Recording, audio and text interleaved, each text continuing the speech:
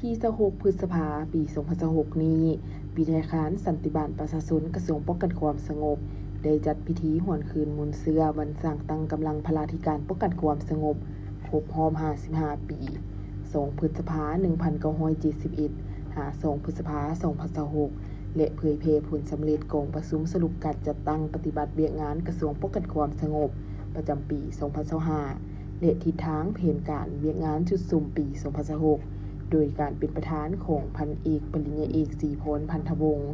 รองหัวหน้าอำนวยการวิทยาคารสันติบาลประชาชนป้องกันความสงบมีคณะพักคณะอำนวยการพนักงานครูอาจารย์เข้าร่วมในพิธีพันเอกปริญญาเอกศรีพลพันธวงศ์รองหัวหน้าอำนวยการวิทยาคารสันติบาลประชาชนได้หวนคืนมวลเสือวันสร้างตั้งกำลังพลาธิการป้องกันความสงบครบรอบ55 ปีโดยให้ฮู้ว่ากำลังพลาธิการป้องกันความสงบแม่นเราโหมวิชาเฉพาะหนึ่งที่สำคัญเฮ็ดเวียกงานรับประกันพลาธิการรอบด้านให้กระทรวงป้องกันความสงบเป็นต้นทางด้านงบประมาณการก่อสร้างพื้นฐานโครงสร้างเครื่องอุปโภคบริโภค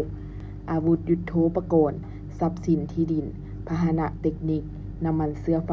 การผลิตธุรกิจการปิ่นปัวรักษาสุขภาพตลอดฮอดเวียกงานบริการรักษาความปลอดภัยซึ่งกำลังพลาธิการได้รับการสร้างตั้งขึ้นในวันที่2พฤษภาคมปี1971ตลอดระยะ55 ปีที่ผ่านมากำลังพลาธิการได้ประกบส่วนต่อสู้กู้ชาติอย่างพิลาอาจหาญเด็ดเดียวเหนียวแน่นบ่ยอมจำนนมีความเสียสละและผ่านพาความยุ่งยากเคียงบ่าเคียงไหลกับบรรดาเหล่าหบวิชาเฉพาะอื่นๆในกำลังป้องกันความสงบซึ่งเป็นการประกบส่วนอันใหญ่หลวงเข้าในภารกิจปกปักรักษาความสงบทางด้านการเมืองความเป็นระเบียบเรียบร้อยของสังคม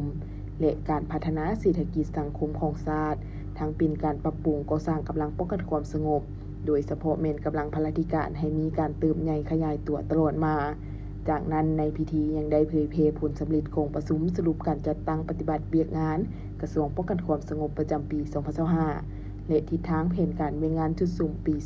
2026ให้แก่พนักงานครูอาจารย์ได้รับรู้และเข้าใจโดยการนำเอาทิศทางแผนการที่กระทรวงป้องกันความสงบก็คือวิทยาคารวางไว้พันขยายเข้าสู่เวียกงานตัวจริงให้มีผลสำเร็จ